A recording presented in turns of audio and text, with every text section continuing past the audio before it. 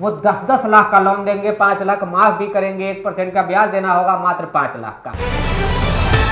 हर चीज आपको एक महत्वपूर्ण पॉइंट पे ध्यान से सुननी चाहिए। उसमें आप आवेदन करें तो आपका श्योर है कि आपका लोन जो है वो सैंक्शन हो जाए और 10 लाख में 5 लाख माफ भी हो जाए। तो इसमें क्या है कि जो अति पिछड़ा जाति के हैं या महिला हैं, दिव्यांग हैं, उनको जो 5 लाख, तो ये कॉमन जितने भी लोगों को है 5 लाख का, तो उसमें सब्सिडी है।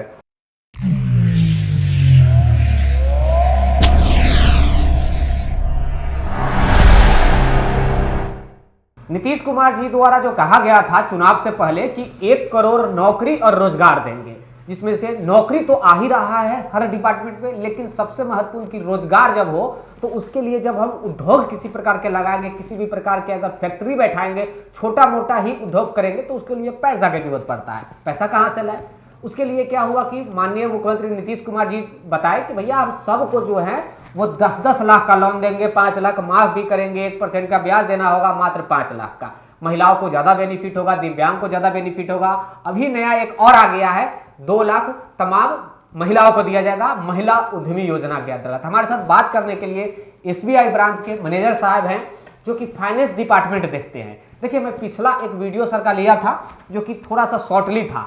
आज मैं डिटेल में सर के साथ बात करूंगा और जो भी प्रोसेस होगा शुरू से लेकर के अंत तक हर चीज आपको एक महत्वपूर्ण पॉइंट पे ध्यान से सुननी चाहिए, ताकि आपको आने वाले समय में जो आवेदन प्रक्रिया अभी स्टार्ट अगले महीना से होने जा रहा है, उसमें आप आवेदन करें तो आपका श्योर है कि आपका लोन जो है वो सैंक्शन हो जाए और 10 लाख में 5 लाख माफ भी हो जाए। उसके लिए क्या कुछ करना होगा डिटेल में बात करेंगे और वीडियो के अंत तक देखिएगा। एक चीज में और आपको वहां पे जो है आप लोगों को देने वाला हूं, जिसमें एक कॉन्टेक्ट नंबर, हेल्पलाइन नंबर दिया जाएगा, जिससे आप किसी प्रकार के और परेशानी हो तो उस हेल्पलाइन नंबर से भी आप बात कर सकते हैं। कोई सरकारी हेल्पलाइन नंबर नहीं जो आप कॉल करें तो भैया लगभग नहीं करेगा। मैनेजर साहब का मैं कॉन्टेक्ट नंबर वहां पे दे दूंगा। सबसे पहले तो सर बहुत बहुत स्वागत है सर।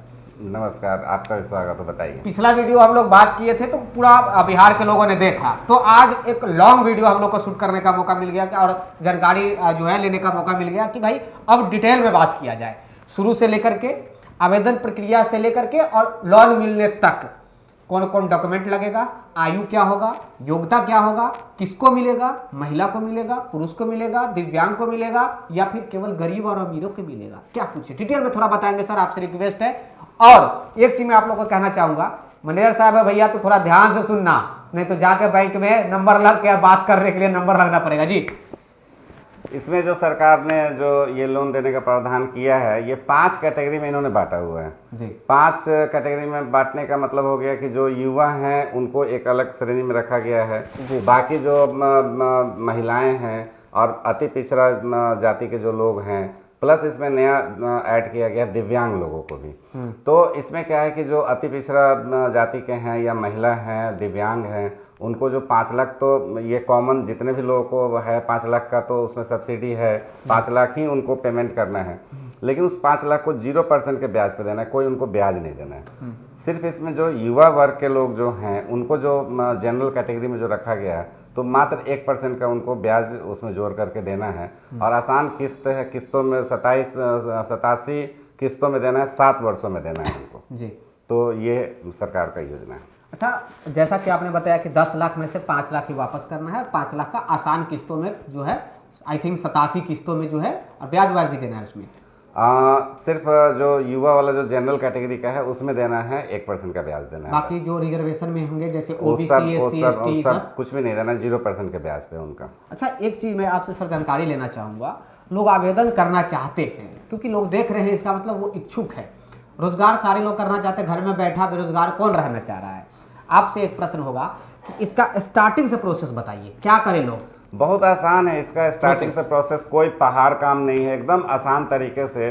आपका एक फ़ोटो चाहिए, सबसे पहले तो आप बिहार के निवासी होने चाहिए, जहाँ बिहार का जो निवासी प्रमाण पत्र होता है एक वो चाहिए। उसके बाद आपका आधार कार्ड चाहिए, ठीक है, और आपका मैट्रिक का सर्टिफिकेट, और उसके बाद जो इंटर आपने किया है तो इंटर का होना चाहिए या कोई डिप्लोमा या उसके समकक्ष का कोई भी एक डिग्री आपके पास होना चाहिए। अच्छा, इंटर से कम अगर कोई 10th किया हुआ है तो डिप्लोमा, मतलब 10th के बाद में 12th क्लास का जो इक्विवेलेंट जो ITI कोई किया हो, कोई दूसरी डिग्री। ITI किया हो या कोई और डिप्लोमा उसके पास में हो तो ये चाहिए। उसके बाद में फिर उसका आधार कार्ड हो गया, फ़ोटो हो गया, और ऑनलाइन जा कर के उसको आवेदन करना है, सिंपल। और उसके बाद वहाँ पे उसको सेलेक्ट किया जाएगा किन को देना है, किन को नहीं देना है। ये सरकार के पास रहेगा, एक समिति बैठेगा और वो उसमें से निकालेगी कि किन को देना है और किन को नहीं देना है।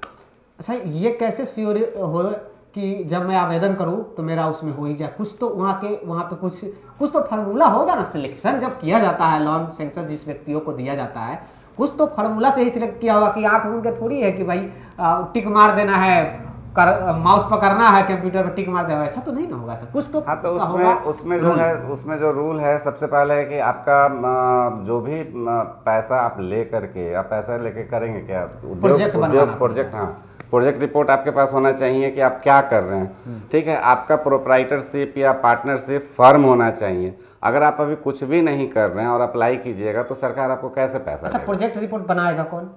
प्रोजेक्ट रिपोर्ट आपका सरकार CA बनाएगा, और वकील भी बना देगा, वो कोई भी, या अगर बंदा खुद तेज तरार है तो खुद भी बना सकता है। अच्छा, उसके लिए कोई डिग्री। डॉक्यूमेंट कौन कौन से लग जाएगा सर आवेदन करते वक्त? चूंकि हमने बता ही दिया कि अगले महीना से जाके जो कि आवेदन प्रक्रिया स्टार्ट होने वाला है, तो इसमें डॉक्यूमेंट कौन कौन लगेगा?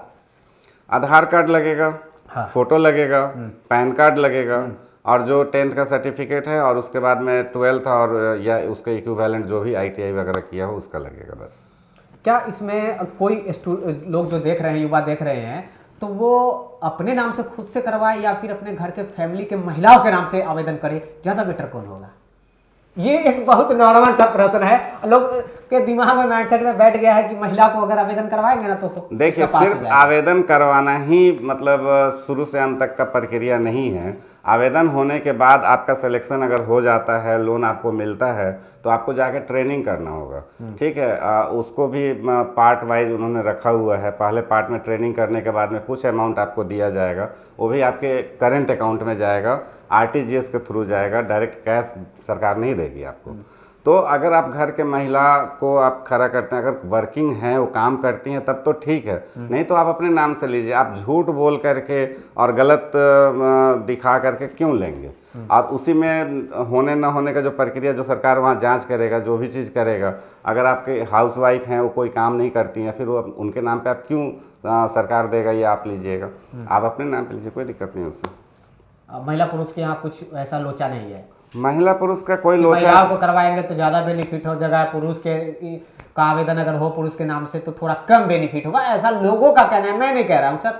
तो आवेदन, ये लोन कोई बांटा जा रहा है, मतलब कोई ऐसा थोड़ी लंगर लगा हुआ है और सबको खाना मिल रहा है, खा लेना है। ये तो पैसा मिल रहा है आपको काम करने के लिए। ये पैसा लेके घर बनाने के लिए थोड़ी मिल रहा है कि आप घर में राशन का उससे आप खर्चा चलाइएगा। ये आपको बिजनेस करने के लिए दिया जा रहा है कि आप इससे आप बिजनेस करिएगा, और जो आपको मतलब आगे बढ़ने में रोजगार, मतलब आप ऐसा काम करिएगा जिससे और भी 10 लोगों को उससे सहायता मिलेगा। तो इससे देश भी आगे बढ़ेगा, सरकार भी हमारा आगे बढ़ेगा, आप भी आगे बढ़िएगा। ये ऐसा नहीं है कि पैसा लेकर के आप घर बना लिए, जैसे अभी बोलना नहीं चाहिए ऑनलाइन, लेकिन जो ये शौचालय बनाने वाला जो योजना है और ये सब जो कितना शौचालय बन गया, सब हवा ही रह जा रहा है। हाँ, तो ये सरकार, जो बिहार सरकार बहुत अच्छा काम कर रही है कि घर के नाम पे भी पैसा उठा के हवाई कर दे रहे हैं। हाँ, तो ये गलत है। लोगों को भी साथ देना चाहिए सरकार के साथ में। सरकार जो योजना बनाता है तो आप उसमें साथ नहीं दीजिएगा तो फिर सरकार कैसे काम करेगा? अच्छा तो, सर एक प्रश्न और, आयु की बात हमने नहीं किया, आयु क्या रहेगा?